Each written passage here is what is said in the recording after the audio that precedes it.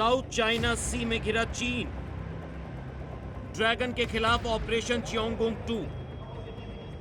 चीन की अब खैर नहीं है। विस्तारवादी नीति को लेकर छोटे छोटे देशों पर कब्जे की मंशा पाले बैठे ड्रैगन के खिलाफ अब इंडोनेशिया ने भी मोर्चा खोल दिया है।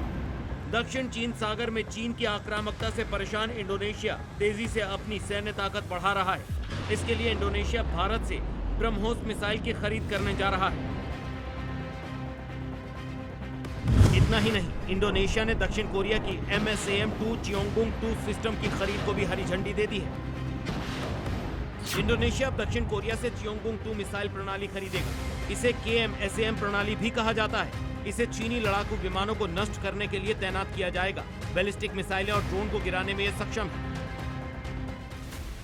मतलब यह कि साउथ चाइना सी में ड्रैगन की घेराबंदी का इंतजाम किया जा चुका है। इंडिया से भी ब्रह्मोस का करार हो चुका है और अब दक्षिण कोरिया से इंडोनेशिया ने मिसाइल प्रणाली की डील की है। अभी इंडोनेशिया ने हाल ही में अनाउंस किया कि वो भी ब्रह्मोस लेंगे। वियतनाम में भी हमारा समझौता हो चुका है और अब अगर इंडोनेशिया इनको खरीदेगा, चीन घबरा जाएगा। सब तरफ से घिर रहा है वो।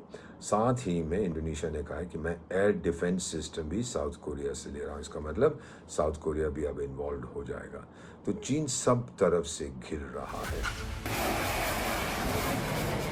भारत की जिस ब्रह्मोस मिसाइल से पाकिस्तान थर थर कांपता है, वही ब्रह्मोस मिसाइल अब इंडोनेशिया ने चीन में अपनी रक्षा के लिए खरीदने की डील कर ली है। और दक्षिण कोरिया से घातक मिसाइल प्रणाली इंडोनेशिया मध्यम दूरी के एयर डिफेंस सिस्टम की कमी को दूर करना चाहता है। ऐसे डिफेंस सिस्टम की कमी की वजह से इंडोनेशिया में महत्वपूर्ण बुनियादी ढांचे और समुद्री व्यापार मार्गों पर चीन खलल डालता रहता है।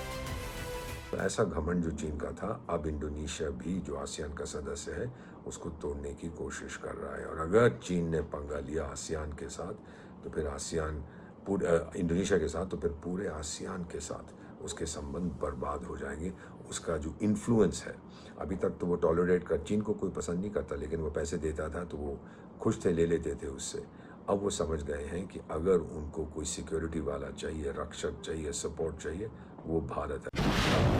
दक्षिण कोरिया से हुई डील में क्या क्या शामिल है वो भी आपको दिखाते हैं।